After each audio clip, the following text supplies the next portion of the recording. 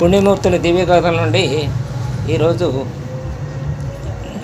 రామాయణంలో మిగతా భాగాన్ని గురించి విందాం. నిన్న విశ్వామిత్రుడు ఆడి మాట తప్పి ఇక్ష్వాకు వంశం యొక్క పేరు చెడగొట్టొద్దు అని దశరథుడిని హెచ్చరించితే దశరథుడు తడబడుతూ ఉన్న సమయంలో వశిష్ఠుడు వచ్చాడు అని చెప్పుకున్నాం. ఆ వశిష్ఠుడు అప్పుడు సలహా ఇచ్చాడు దశరథుడికి, రాముడంటే సామాన్యుడు కాదు, అతడు ఎంత క్రూర రాక్షసులనైనా సరే సులభంగా జయిస్తాడు. కాబట్టి విశ్వామిత్రుని కోరికను కాదనక శ్రీరాముని విశ్వామిత్రుని వెంట పంపు అని చెప్పాడు. వశిష్ఠుల వారు దశరథులకు సలహా ఇచ్చారన్నమాట. సరే, వశిష్ఠ మహర్షి చెప్పిన తర్వాత దశరథుడు ఇంకా మారు మాట్లాడలేదు. ఆయన మీద ఉన్న గౌరవం, ఆయన చెప్పింది నిక్కచ్చితనము, ఆయన చెప్పిన దాంట్లో ఉంటుందని గ్రహించిన వాడు కాబట్టి మారు మాట్లాడకుండా రామలక్ష్మణుని విశ్వామిత్రుని వెంట పంపటానికి అంగీకరించాడు. విశ్వామిత్రుడు వాళ్ళిద్దరిని వెంట తీసుకువెళ్ళాడు. ధనస్సులు ధరించారు, వాళ్ళు కవచాలు దాల్చారు, మహర్షిని అనుసరించారు. 1.5 యోజనాలు వెళ్ళారు రాజధాని నుండి. సరయూ నది వచ్చింది. అక్కడ దక్షిణ తీరంలో స్నానం చేశారు. విశ్వామిత్రుడు వారికి అప్పుడు బాల అతిబాల అంటూ 2 మంత్రాలు చెప్పాడు, ఉపదేశించాడు అన్నమాట. ఈ మంత్రాల ప్రభావం చేత వారికి అలసట, ఆకలి, దప్పులు ఉండవు. ఎట్టి అపాయం ఎదురైనా ఆ సమయంలో నిద్ర రాదు వారికి. ఆ తర్వాత రామలక్ష్మణుని వెంట నీడుకొని గంగా యమున నదుల నడుమగల తన ఆశ్రమానానికి తీసుకువెళ్ళాడు. శివుని కోపోద్రేకానికి మన్మధుడు భస్మమైన ప్రదేశమైనటువంటి అంగదేశాన్ని రామలక్ష్మణులకు చూపాడు. తరువాత సరయూ నది, గంగా నది కలిసే చోటు దగ్గరికి వచ్చారు. అక్కడ ఒక విషయం చెప్పాడు అనమాట వీళ్ళతోటి. ఒకనొకప్పుడు బ్రహ్మ తన సంకల్పంతో కైలాస పర్వతంలో మానస సరోవరాన్ని సృజించాడు. దాని నుండి ఒక చిన్న కాలువ ప్రవహించింది, అదే సరయూ నదిగా మారింది అని విశ్వామిత్రుడు రామలక్ష్మణులకు వివరించాడు. ఆ సరయూ నది ఒడ్డునే ఉంది అయోధ్య. అక్కడే ఈ దీపావళి రోజున ఇప్పుడు 26 లక్షల పైన దీపాలు పెట్టి దీపోత్సవం చేస్తున్నారు.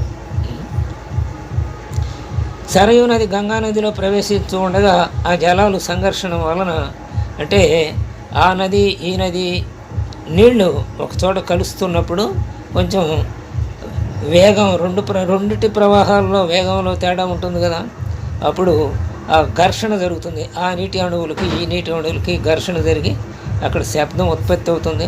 అలా అక్కడ గలగలం అనే శబ్దం వస్తుంది.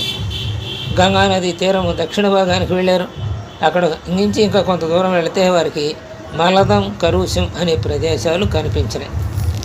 వాటి సంగతి ఏమిటో చెప్పబోతున్నాడు ఇప్పుడు విశ్వామిత్రుడు రామలక్ష్మణుడికి. ఒకప్పుడు ఇంద్రుడు వృతుడు అని బ్రాహ్మణుని చంపాడు. వృతాసురుడే వృతుడు అంటే. ఆయన మరి ఒక మహామునికి పుట్టాడు కదా, అందుకని, ఎందుకంటే ఆ మహాముని ఇంద్రుని చంపేటువంటి కొడుకు నాకు కావాలన్నాడు. అంతకుముందు తన కొడుకుని ఇంద్రుడు హత్య చేశాడు కాబట్టి, అందుకని ఇంద్రుని చంపే కొడుకు కావాలన్నాడు కాబట్టి, ముని కాబట్టి ఆయన బ్రాహ్మణుడు కాబట్టి ఆయనకి వృతాసురుడు పెట్టాడు కాబట్టి ఆయన కూడా బ్రాహ్మణే కాబట్టి బ్రహ్మహత్యా పాతకం చుట్టుకుంది ఇంద్రుడికి వృతాసురుని చంపినందువల్ల. కాబట్టి ఇంద్రుడు ఈ నదీ జలాల్లో పాప పరిహారం కొరకు స్నానం చేశాడు. అక్కడ కొంతకాలం తర్వాత ఈ ప్రదేశంలో మహాబలవంతుడు యక్షిణి జనించింది. అతని భార్య తాటకి, ఆ యక్షిణి భార్య తాటకి మారీచుడు అనే పుత్రుడిని కన్నాడు. యక్షులు కూడా రాక్షస జాతి వంటి వారేనన్నమాట. అంటే వారి ప్రవర్తన వీరి ప్రవర్తన రెండు కొంచెం సుమారుగా ఒకటిగానే ఉంటుంది. అందువలన తాటకి తరచుగా మునులను పెక్కు విధాలుగా బాధిస్తూ ఉండేది. దానికి 1000 ఏనుగుల బలం ఉంది. తాటకి యొక్క తండ్రి పేరు సుకేతనుడు. బ్రహ్మ వరప్రసాదం అతనికి ఉంది. ఆ వరప్రసాదం వల్లనే తాటకి జన్మించింది ఆ సుకేతుడికి. తాటకి భర్త పేరు సునందుడు. ఈ దంపతులకు మారీచుడు పుట్టాడు. ఆ తర్వాత అగస్త్య మహర్షి కోపానికి గురి అయింది. తన భర్త సునందుడు గురయ్యాడు, అసువులు బాశాడు. అంటే తాటకి భర్తని పోగొట్టుకుందనమాట. ఆ తరువాత తాటకి అగస్త్య మహర్షి పైన కక్ష పూనింది. అతనిని చంపటానికి ప్రయత్నించింది. అగస్త్యుడు ఆగ్రహించి మారీచుని రాక్షసుడు కమ్మని శపించాడు. అంటే మారీచుడు పుట్టిన తర్వాత మారీచుడు కూడా రాక్షసుడు అయ్యాడు అనమాట. అంటే రాక్షస లక్షణాలు వచ్చిన తర్వాత రాక్షసులు అనిపించుకుంటారు వీళ్ళు. లేకపోతే వృతాసురుడు అసురుడు అని ఎందుకన్నాము అంటే పుట్టింది మునికి అయినా రాక్షస లక్షణాలు ఉన్నాయి కాబట్టి వృతాసురుడు అన్నాం. అయినా బ్రాహ్మణ వంశంలో పుట్టాడు కాబట్టి బ్రహ్మహత్య పాతకం చుట్టుకుంది ఇంద్రుడికి అని చెప్పుకున్నాం. అలాగే ఇక్కడ మారీచుడు కూడా రాక్షసుడయ్యాడు. అదేవిధంగా తాటకిని శపించాడు. నీవు భయంకర రూపం ధరించి అగస్త్యుడు అనమాట తాటకిని శపించాడు. అడవిలో సంచరించు భయంకర రూపాన్ని ధరించి అన్నాడు. దూర్వాస మహర్షి ఇచ్చిన శాపం వలన తాటకి పరమ దుర్మార్గురాలుగా మారింది. అనేక మంది మునులను మనుజులను బాధిస్తుంది.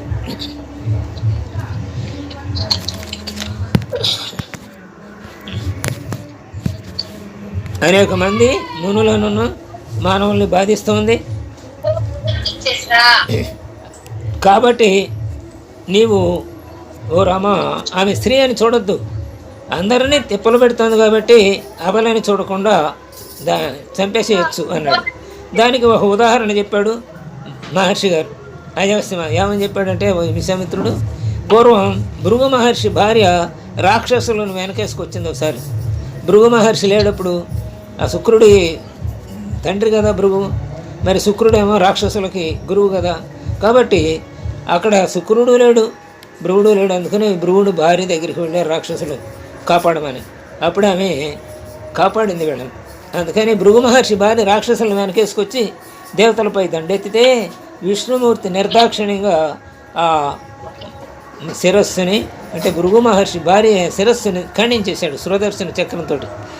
ఆ ఉదాహరణ చెప్పి కాబట్టి నువ్వు కూడా తటపటాయించవద్దు, స్త్రీలు మాతృమూర్తులతో సమానమే, కానీ సమాజానికి అపకారం జరిగినప్పుడు వాళ్ళను కూడా ఉపేక్షించవద్దు అని సందేశం ఇస్తున్నారన్నమాట విశ్వామిత్రుడు. ఇప్పుడు అలాగే రాముడు విశ్వామిత్రుని ఆజ్ఞని తలదాల్చాడు, దక్షిణాలు చూపలేదు, ఆమెను ఎదుర్కొన్నాడు. సుబాహు మారీచులను కూడా హతమారుస్తానికి విశ్వామిత్రుడు రామునికి చెప్పాడు వాళ్ళని కూడా హతమార్చమని. అందుకని వెంటనే తాటకి సుబాహులను తన బాణఘాతం చేత వధించాడు. పారిపోవు వాని చంపుట ధర్మం కాదని భావించి సామాన్య బాణం ప్రయోగిస్తే మారీచుడు తప్పుకున్నాడు అనమాట. అది మారీచుడు తగిలి లంకాపట్టణ సమీపంలో పడింది. మారీచుడు రాముని బాణం ప్రజ్ఞ తెలుసుకుని భయపడి పారిపోతున్నాడు. రాముడు సాధారణంగా పారిపోయేవాళ్ళని చంపే ధర్మం మనకు లేదు, అధర్మం అని భావిస్తారు హిందూ ధర్మం. అందుకనే హిందువులు ఎవరు కూడా అలా చంపరు. అందుకనే హిందువులు సూర్యోదయం నుంచి సూర్యాస్తమయం దాకే మన యుద్ధాలన్నీ జరిగినాయి, పురాణంలో యుద్ధాలు. అప్పుడు మళ్ళీ విరమించేవాళ్ళు, రాత్రి కూడా శుభ్రంగా విశ్రాంతి తీసుకునేవాళ్ళు, మళ్ళీ తెల్లారి చేసేవాళ్ళు. ఈ ఎడారి మతాలు రెండు వచ్చిన తర్వాత యుద్ధాల రూపం మారిపోయిందనమాట. అప్పటికే మన వాళ్ళు మార్చుకోవాలి మన పద్ధతిని. అందుకని రాత్రిపూట సైన్యానికి యుద్ధం జరిగేది మన రాజుల మధ్యలో.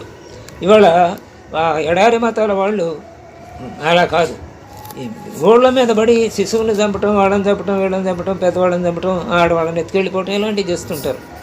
అలా అధర్మ యుద్ధం ఇప్పుడు జరుగుతుంది. కాబట్టి ఇప్పుడు జరిగే యుద్ధాలన్నీ కూడా ఇప్పుడు అటు ఇజ్రాయెల్కి, అటు గాజా వాళ్ళకి, ఇలాగే హమాస్ వాళ్ళకి అన్నీ కూడా ఊళ్ళ మీద పడి యుద్ధం చేయటం. ఇక్కడ బాంబు వదిలితే 2100 మైళ్ళ మీద 3000 మైళ్ళ మీద ఉన్న మిసైల్స్ వెళ్ళిపోయి అక్కడ అన్నీ నాశనం చేస్తున్నాయి కదా. అక్కడ సిపాయి ఉన్నాడా, లేకపోతే ఇల్లుందా, లేకపోతే ఏదన్నా ఉందా అని చూసే పని లేదనమాట. అలా యుద్ధాల రూపమే మారిపోయింది, రాత్రి పగలు అంటూ లేదు. అందుకని మనం కూడా ఇవాళ మారాం.